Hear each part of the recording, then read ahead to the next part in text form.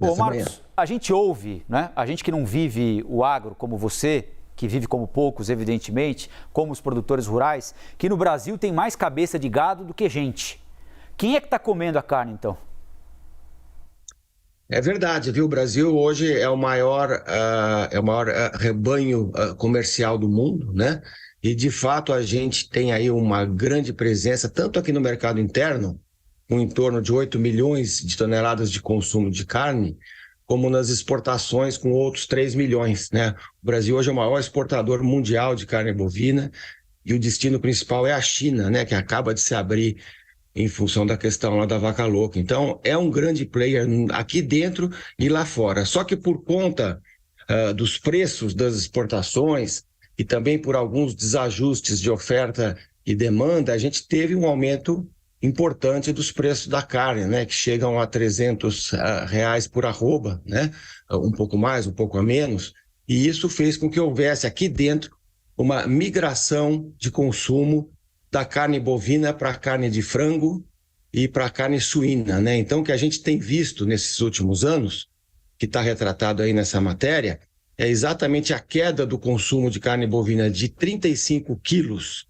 há 10 anos, quilos por habitante ano, para hoje cerca de 24 quilos por habitante ano, né? Enquanto isso, a carne de frango cresce sem parar e vai a 45 quilos por habitante ano, e a suína, que era uma carne menos importante, já chega a 18 quilos por habitante ano. Portanto, é uma substituição em função dos preços relativos, né? E é isso que leva o consumidor a substituir exatamente o preço mais alto da carne bovina nesses últimos anos. É claro que tudo isso pode se reverter com o tempo, à medida em que cai o preço da carne ou que aumente a produção, certo? Tudo isso está sempre em constante movimento, né? Mas esse é o grande fenômeno e um ponto muito importante, quando a gente soma todas as carnes, a gente está falando de quase 100 quilos de carne por habitante ano, que é um dos níveis mais altos do mundo, é nível de país rico, né? Então, apesar da gente ter aqui grande desigualdade, ter uma questão aí toda em relação à substituição de consumo, a gente percebe que o Brasil ainda tem uma carne mais barata do que outros países, exatamente por ser um grande produtor e por ter ganhos de produtividade em todas as carnes muito impressionantes nesses últimos anos. É isso. Agora, Marcos, sei que você vai falar também sobre algumas medidas que o governo Lula promete implementar que vão estimular ainda mais a exportação, não é isso? Facilitando o processo de exportação para o agro brasileiro. O que é que está vindo e o que é que deve vir a partir de Brasília, do Ministério da Agricultura, para facilitar um pouco a vida do exportador do agro?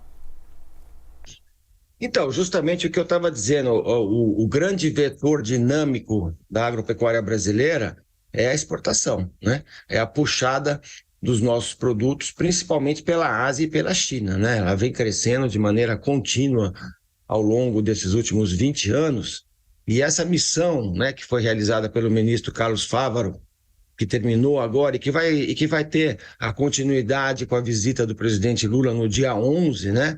Ela está levando a alguns bons resultados, né? O primeiro deles foi a reabertura da carne bovina, em função do caso da vaca louca, era um caso atípico, tinha realmente lá que reabrir, como a gente já falou antes. Outra coisa que aconteceu nessa missão são as certificações digitais, que levam a uma tramitação muito mais rápida de todos os papéis que circulam para a abertura de plantas industriais. Esse é um problema que acontece na carne. A habilitação é feita planta a planta, não é para o país como um todo. Então, isso vai dar mais agilidade nessa tramitação. A possibilidade de operar de reais para yuans de forma direta, que é a moeda lá da China, sem ter que passar pelo dólar. Eu não sei se vai ser aceito ou não pelos exportadores, mas existe essa possibilidade da troca direta das moedas.